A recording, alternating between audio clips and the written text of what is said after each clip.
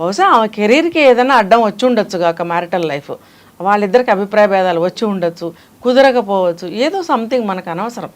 ఇప్పుడు వాళ్ళిద్దరికి అభిప్రాయ భేదాలు వచ్చి ఉండవచ్చు, వాళ్ళిద్దరికి కుదరలేదు మీరు అన్నట్లు విడిపోయి ఉండొచ్చు, మనకనవసరం. రేపు అమ్మాయి ఇంకొక అబ్బాయిని పెళ్లి చేసుకున్నా కూడా మనకేంటి నష్టం? మనకేంటి నష్టం?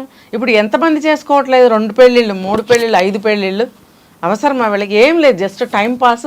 నేను చెప్పినట్టు అది కూడా ఒక రీజన్, వాళ్ళల్లో వాళ్ళే భరించలేక ఈ రకంగా అమ్మాయిని బయటకు లాగడం, ఏడిపించడం. ఇప్పుడు పెద్ద గొప్ప నువ్వు సాధించావు ధైర్యంగా సొసైటీకి, మహిళలకి ఎస్పెషల్లీ మీరు ఒక పాయింట్ చెప్పండి.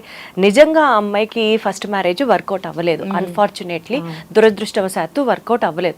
ఏ అమ్మాయి రెండో పెళ్లి చేసుకోకూడదా? ఎందుకు చేసుకోకూడదు? ఎంతమంది చేసుకోవట్లేదండి? అది వాళ్ళకి సెట్ అయ్యి, ఇప్పుడు నేను చాలా వీడియోల్లో చెప్పాను, ఒక ఫస్ట్ హస్బెండ్తో కానీ వైఫ్తో కానీ సెట్ అవ్వనప్పుడు, అడ్జస్ట్ అవ్వలేనప్పుడు సెకండ్ వాళ్ళ దగ్గర అడ్జస్ట్ అవ్వగలుగుతారా అనేది ఒక క్వశ్చన్ ఉండింది.